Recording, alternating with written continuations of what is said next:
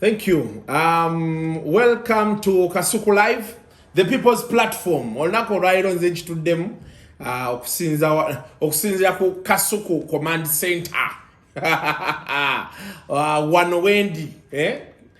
Eno season je tugenda mu next 5 years. Tugenda bera ne Kasuku Political Command Center, ne Kasuku Intelligent Services isegwayo Internal Security Organization. Kasuku Intelligent Services Organization KISO. Naye nga that aside kano kavideo ngakoledde nnyo abantu abali wabweru wa Uganda mwebuuza kiki ekigenda maaso obululu butabuse kino kiri eno kiri eri Kampala eri ku shut down. Internet bagijjeeko omanyi waliwo ekintu ekyansesa banaye government ebeera government.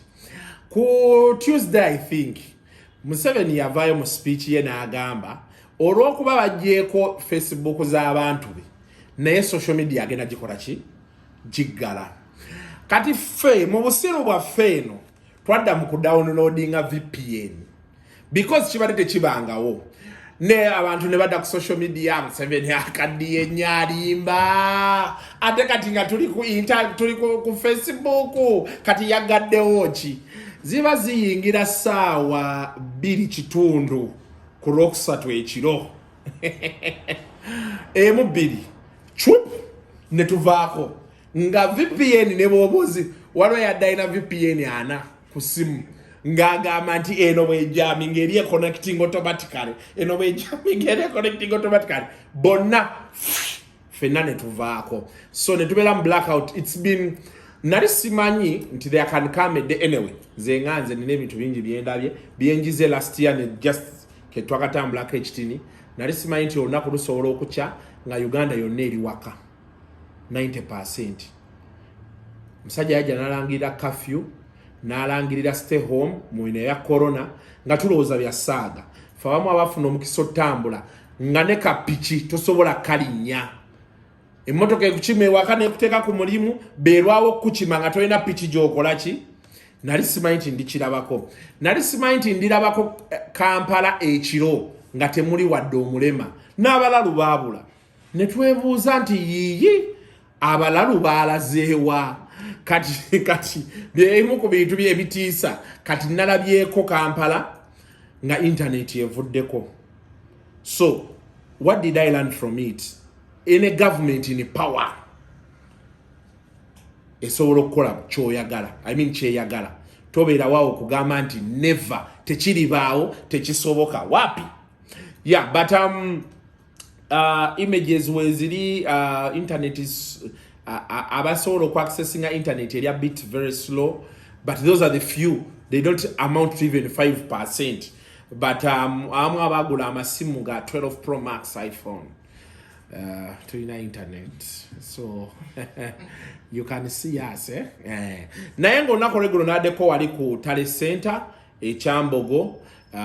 Benaba nsobodde mu kavidiyo kano nja kuba insertingiramu ebimu ku byabaddewo nga baggulawo results okuannouncing results. Navuddeyo saawa zaabadde nnyo ez'ekiro nasobodde okukwata ka video along the way.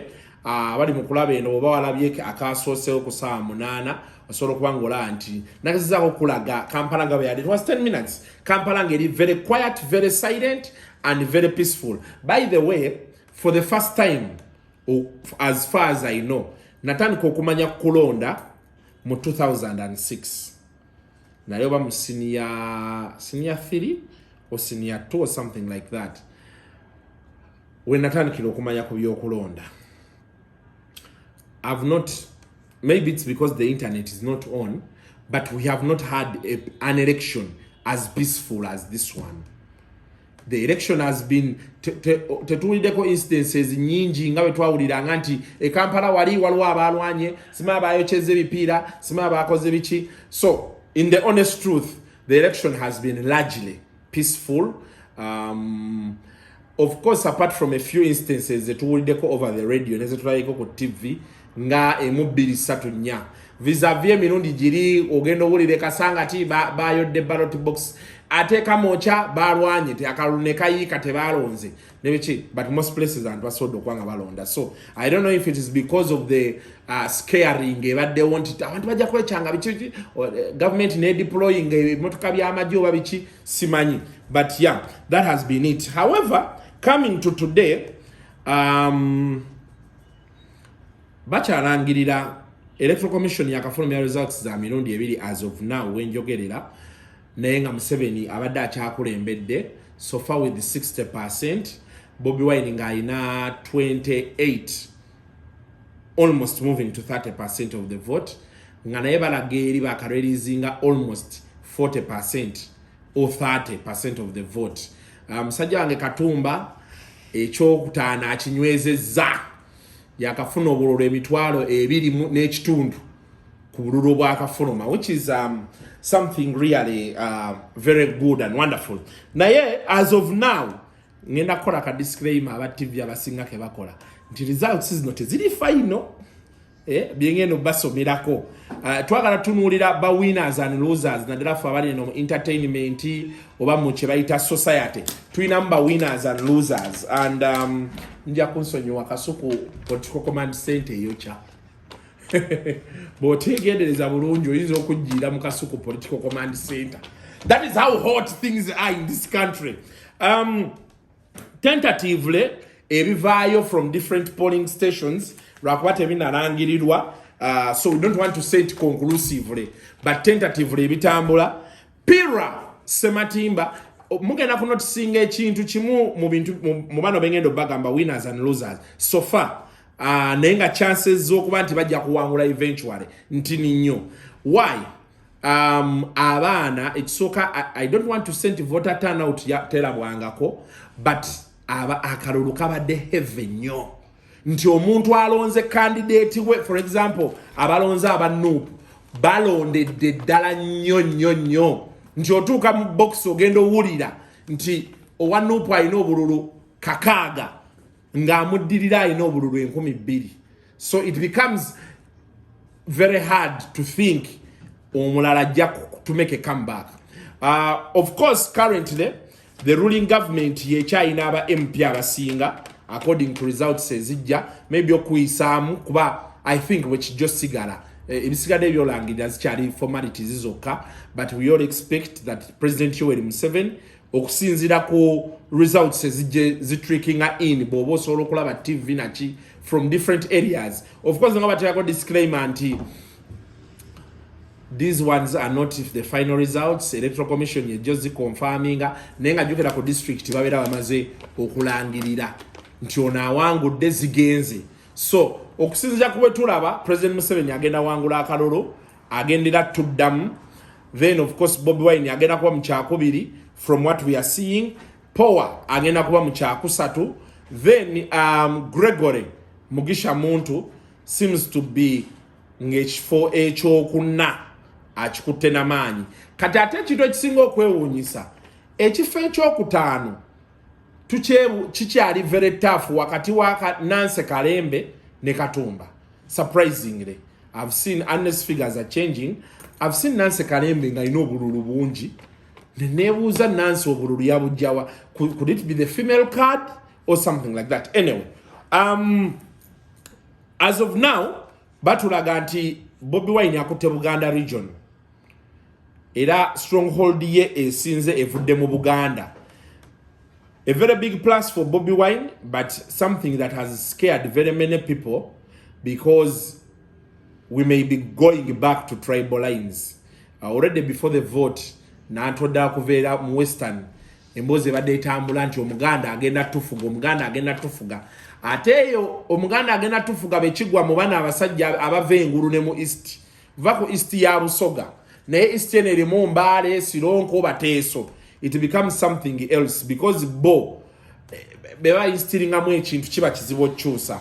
One of the problems zenda abakyagulanyiza agenda okufuna baana abazze mu kalulu akaddako is how to assure the people that si wa Buganda yokka. Wadde nezo area awanguddeyo stronghold y'okusinga ebadde mu Buganda ne mu Busoga, then mu Eastern abadde nnyo mu urban naddala mu Mbale abadde nnyo mu urban areas of Mbale kuba ndabye mu Mbale city abadde yakafuna ba MP basatu tentatively abadde baka announcinga. Now mu Buganda awantu Kyagulanyi walidde ennyo alidde Gomba moving in. Gomba has been predominantly NRM with a few straws of the DP. Tulabye nti yes NRM eyinza okwesigazawo nya amaanyi ne Bobi Wine abaliddemu ate yo gyava. Then ekifo kyewunyisize nnyo abantu abasinga ye Greater Luweero. Bw'otunuulira Nakaseke weewalala we Luweero Nakaseke aliddemu omwo Luweero wano mu town n'alyamu eno Saida Bumba Masuli tawo wonna Saida Bumba ne wanewo Kachiri wonnaawo kuba kati ono abadde MP waabwe results zetugenza owulira nga balaga nti balayika okuba bamukoze eki bamukubye. So byemu ku bisinzo shocking abantu. Then mukono olusi badde bamudividinga NRM botunyo obululu obuwedde NRM mu mukono ebadde inamba MP basatu ebadde inamu Kibuule ng'einamu Ssenyonga ng'einamu Woman MP kati nga Namboze mwali naye ng'alimu Lona naye kati DP etutte ekifo kya Ssenyonga okusinza kulangirira okubaddewo wa DP abadde mu lead Namboze abadde mu lead by far. Then ekifo kya Woman MP owa Nuupu akitutte okusinza ku zaze tufunye owa Nuupu abadde akitutte ne Kibuule babadde bakyamukulembedde naye nga balaga signs nti he may make a comeback. Ako tujja kasekerako kubanga tuwulidde nti omusajja yatutte ebibox yabitutte naga nti kisoboka mbadde ndawo NTV omukazi alipotinga oli Joyce Nakati nti twawulidde rumor nti omusajja yatutte box ng'akalulu kakoze kikazitoye. So we expect Kibuule may make a comeback. Area ya Kiboga Kyankwanzi nayo Bobi Wine agiriddemu something that kubeye badde predominantly NRM. So there are so many issues I think NRM needs to look at, especially in the areas of Luweero Triangle over Greater Luweero, because yo ebadde yabwe. To imagine that they are losing it like this, it's something a story. Bobi Wine nalya into Mityana ne Mubende sinawulira bulungi nnyo some areas of Mubende ne Mityana he has eaten into Mityana.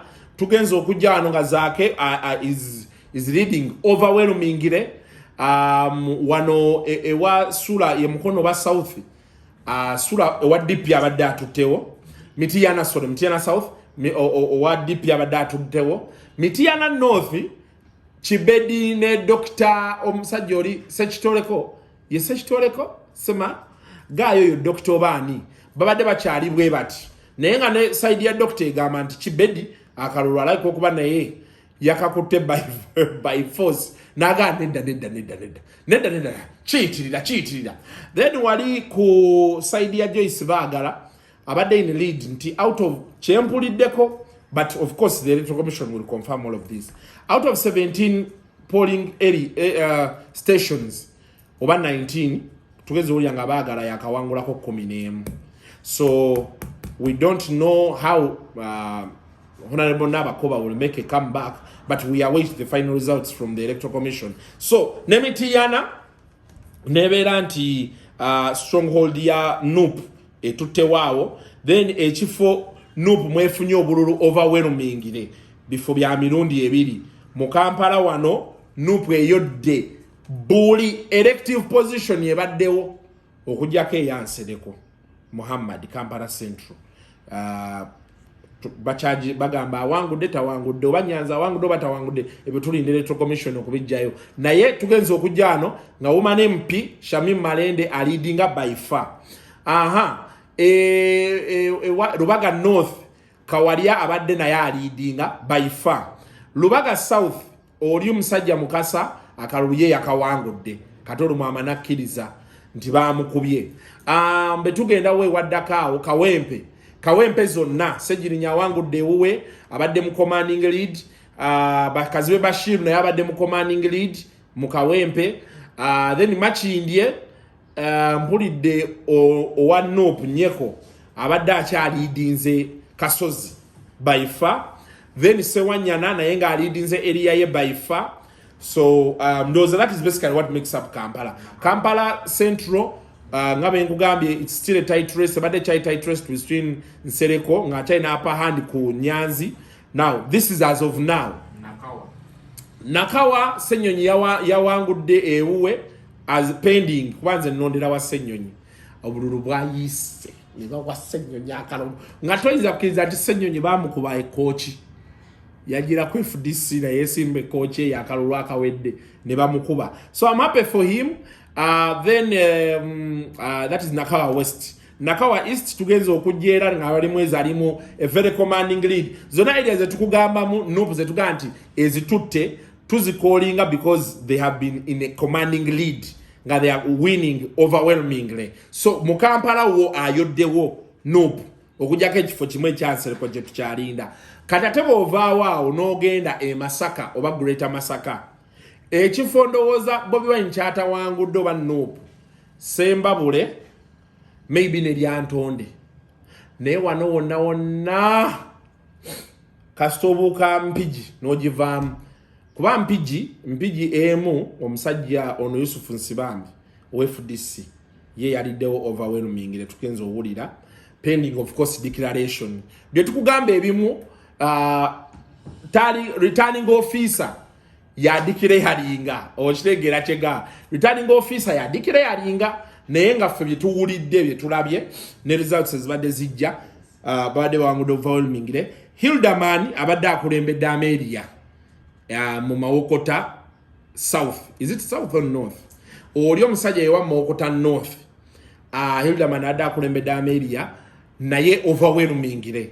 But bagambe wae badde banatandika kubala ku district okulaba obululu final tally. So ebukoma nsimbi Kayemba awangudde kati eyo yonna Buganda Greater Masaka Buganda bukoma nsimbi awo nayoddewo Kalungu nayolawo Jangu Rakai nayolawo Nupu Chotera Nupu nayolawo Masaka City Masaka Town wonna nayolawo MP Bobi Wine ayinza leta ba MP nga 50 omulundi guno ekibadde actually alidde nnyo intuba independent kubajjukira oliba independent babadde nawo block nene nga balinga 10 ng'ataba opposition bano ba DP FDC babadde nga nkaaga nsanvu awo nga ba independent basinga aba opposition. So twinzola ko situation nga opposition official opposition nupo DPFDC nga banji nnyo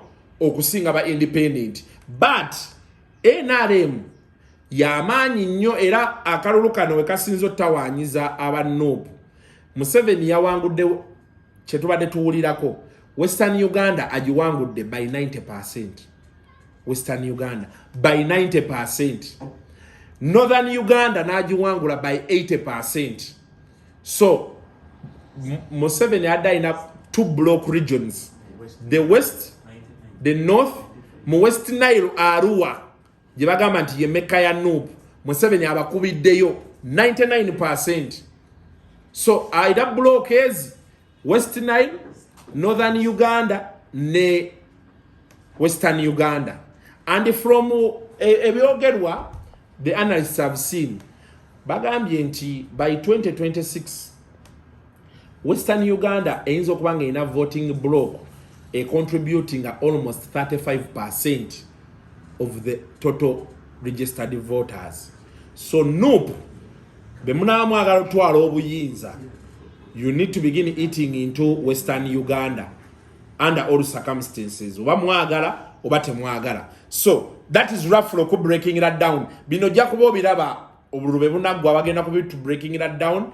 Naye nga musajja wange Innocent Kawoya wiki ejja ku Lwokusatu tugenda mba tulonda Lord Mayor Innocent Kawoya bakube ya Nuupu so naye mugenda kubanga bemagambe mugenda kuba mubiraba though now kati ebijjo kyukako bigenda kubeera bitini. Gasida agenda kuba projected losers and winners. Ezimu ku factors zetulowooza ezirese ennyo Nuupu mu kalulu kano ne Bobi Wine okuba nti wave sweeping ennyo naddala mu Buganda areas Bobi Wine aina block ya Buganda nene nnyo then aina ne block ya Busoga nga benkugambye wali then aina sprinkles into eastern eyo wasigadde bova ku Busoga Dembale waweyo they are sprinkles. What he needs to do I know consolidating a vote ya eastern Uganda twala Busoga twala Abateeso bonabona nga we bagende yabembale aji consolidating agenda ogenda mu kalulu because the honest truth is on paper there was no way Bobi Wine was going to beat Museveni on paper botunulira numbers NRM zeraga zeina vis-a-vis eza NUP ezitaliiwo on paper there was no way Bobi Wine was going to beat Museveni bogattako ekyokubeera nti akalulu kabadde lagire peaceful it makes all matters very hard ate kati psychology wajiramu how does NUP have all these new MPs young and fresh n'abalala abakadde abaddemu kati nga Segona mulimu abasajja Segona akalulu kaali kamupiipa nga agenda mu kulonda ebyo ebintu abantu bamugoba najja agenda ku musango gwa political party ya NUP ogwalimu ono omusajja ono omusajja n'awoza omusango ng'ali live ku TV netugambirawo Magole yali amwesimbyeko nti sente zo tozibonyaabonya zitereke keep your money n'agaana so ebyaddakaawo n'obiraba so that is basically it. Now togikwatako abantu ba MP bangi abavotinga togikwatako naddala mu Buganda wano nga betukugambye tebakomyewo wevu ya Buganda nayezze abavubuka the issue of youth age avuka bangi ba feeling and now is the time. Many of the people who are coming are not known but they have a chance okuzimba amanya gaabwe ekintu kyawe bakikwate then of course NUP ngayo kati yebadde eriwo the wave basically. Projected losers and winners, I'm not saying they are the losers but winners bo aba confirming idwako nga tulinda final results okuva mu Electoral Commission. Kayemba Solo onali bukomansimbi ono manager wa Rema yawangudde projected winner. Lutaya Geoffrey is a projected winner. Bagala Joyce is a projected winner. Senyonyi is a projected winner onali wali Machindya West. Hildaman is a projected winner. Kazwe Bashir is a projected winner. Muhammad Sejirinya is a projected winner. Mukasa Alozias ono ye winner si projected. Kawaria projected winner. Sewanyana is a projected winner. Shamim Malende is a projected winner. Muhammad Nsereko is a projected winner. Kati ataba basinga 99% bensomye ba NUP. So that means 1 2 3 4 5 6 7 8 9 10 11 MPs. That is asinga bali around Buganda. Abamu kuba good the projected losers. Nachiwala Chiyingi is a projected loser. Nebawe ngakwali wabawa abadde mu constituency ozadde mu constituency ya oli omusajja oli Yusuf Nsibambi ndowooza mwabadde oba oba Bukomansimbi if I'm not mistaken. Pira Sematimba is a projected loser. Surprisingly abantu asinga badde bamanyi nti Oworipo yajja okuba Sematimba. Waliwo omwana ye Matovu Charles oba he's little known one NUP. Nobody counted him in this race. He's leading both Sematimba and Owol by far. So Sematimba Pira projected loser ndoza wakulinya Airbus adeyo mchalo che echalo Sanchez oba California. Miles Ramiti anatera okutonye Taiwan ku kisaawe. Katoro Bwama ali Taiwan ku kisaawe kati checking in. Moses Kasibante is a guest. He has even a hotel room at Taiwan. Munyagwa Mubarak is a projected loser. Tetunamanya we await the results. Latif Sebagala yeba amulabyeke Saudi Arabia is a projected loser. Ya checking in already. Katongolo Mutongole abadde wakunera bamugambye konti Katongolo Mutongole tukale katuku genda mu kyoko bintu wano ku kyoko nasivaago ne bokola otya nkinywezeza. Musajja wange Patrick Omujuka naye bamukubye oli omuvubuka wa NUP nali wano kweno channel ne ngamba abantu nti omuvubuka gwe balonde wa Nuupu eri kye yali akola yali akitegeera abasinga ne bampakanya. So is a projected loser. Patrick Mjuka. Chrysostom Muyingo, Minister wa Education, higher education, is a projected loser. We await confirmation from the Electoral Commission. Judith Nabakoba, Saweno, achari ku kisaawe Entebbe.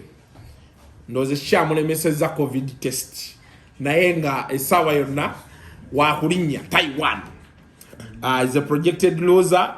Seninde, I think this has been the biggest shock of this election. Omuchala akulembedde Seninde wa Nuupu. But she's little known. I personally didn't even know she was in the race. To imagine she's leading Seninde by so many votes that could be basically hard to overturn. My God. So Seninde naye aliko pending, projected loser. Saida Bumba, projected loser. Sempijja Bamulangachi is also projected on the Minister of Agriculture. Java wa abalimi gye basinga okubeera kalungu balima nnyo. Now, if a Minister of Agriculture cannot get the vote of the farmers, there is total distrust. Betty Kamya, Taiwan, projected loser. Stella Nyanzi, naye projected loser. Then ya Nerukuta nampulidde konti naye bamukulembedde by far eri gyali. Eno side gwe tagaseeko mba projected winners ye Rutamaguzi Semakula. Naye projected winner mu mbeera eyo eri awo. So we are waiting to see, but for me, one, Nuupu has done very well. It's a new party. They've spread the wave so fast, so high.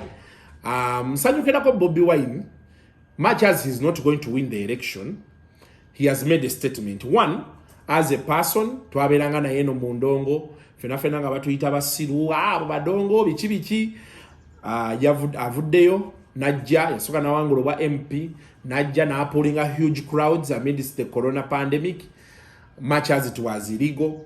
Then, Mukalulu najja. I'm very sure, if I'm not mistaken, Kyagulanyi will hit 30% of the vote. Now, on your first time of trying, it is not easy. So, musanyukirako nnyo, era tusaba aleme kugwamu maanyi. Ekikulu ekisinga nti kati Bobi Wine alina okukozesa fame n'amaanyi g'afunye, because if 30% of the people have voted for you, then that means you have a very big say in this country. Kati alina ogikozesa okulaba nti teyeebaka bwebasi gino myaka 5. How does he use his wave? How does he embody people power? Abantu amaanyi g'abantu, abantu abakolinge on okusobola okukozesa amaanyi gaabwe okukozinga change gye babeera baagala. So for him, it's been a plus. He has made his mark. He has gone in the books of history. Abalala we batajja kubeera bali bamwerijjako bano bayimbi banne tebajja kusobola kugendayo. Bobi Wine tujja musomako, abana baffe bajja musomako, abazukulu baffe bajja musomako. The only undoing genda beeriemu era kati Bobi Wine kyalina okukolako ba opposition is to kill the numbers, the NRM numbers in the parliament. Because if Museveni wins this vote like he's going to, with let us say 60%, then he has 70% of the parliament. It means we have wasted a lot of time. Nadala boboli ko opposition. Obero wasting a lot of time going through this electoral process. Luachi. Because he has the numbers that will vote or pass whatever he wants. Kati gu opposition abera agenzeeyo. Nkusanyukirako kimu ofunye omulimu for the next 5 years. Ogenda lyaka sente. Era kati bangi nze nadala ab'emyaka gyaffe. Abantu nga Kayemba, Kaziwe Bashiri, Muhammad Nsereko, Bashamim Malende, Basennyonyi nze mbagaliza kimu. Bw'otuukayo looni bejja girye. Okitegedde. Ebeera insured. Looni girye. Kyusa obulamu bwo. okyuse n'obulamu bw'abantu abakwetoolodde oyinza obutasobola kyusa bulamu bwa buli omu because of course kati Ssenyonyi ne baana abayagala oluguudo baluzimbe wali nakawe waffe nze gyembeera eri ekyanja ekinene kyalina okukola kuleekaanira ku TV ne radio bannaaye enguudo naye abasalawo oba oluguudo balukola oba tebalukola ate si Ssenyonyi bali mu local government actually local government so but I'm happy for them and struggle bagibaddemu ate Katonda n'abantu ne baba rewarding nga ne bafunamu so you go out there enjoy yourselves as you fight for the change we all want saawa eno abavubuka bangi babalonze baagala mirimu kyekisinga obukulu ne government tugigamba abantu tebaagala sente they don't want handouts petty handouts nti oli omuwadde miliyoni 10 no people want jobs abaana basomye they want jobs baagala kulaba nti ngenda n'enkola obanga company yiye factory yiye obanga you are employing them ate ku terms ennungi fena basingira fe kino kisaanye kiddako omulanga tugenda gukubira nnyo abali mu buyinza we want jobs we want opportunities government bebejjanga eronda abavubuka ebawe ebifo ate abavubuka abali competent si lwakuba nti bakulonze n'oyitamu oli wa NRM you need to have the competence etegeera ebizibu by'abavubuka banno going forward bintu byokka bye twagala naye n'abaana ba opposition mu 2006 Besigye yakola ekintu nga Bobi Wine kyakoze ne baleeta faces empya nnyingi ba MPs be baatuuka aba opposition be baatuuka eri ne balaaza 2011 ne baba bakalulu NRM yawuuta akalulu buli wamu okitegeera so until 2016 we bakumawo okwetereza Besigye nadda so if you want to keep the momentum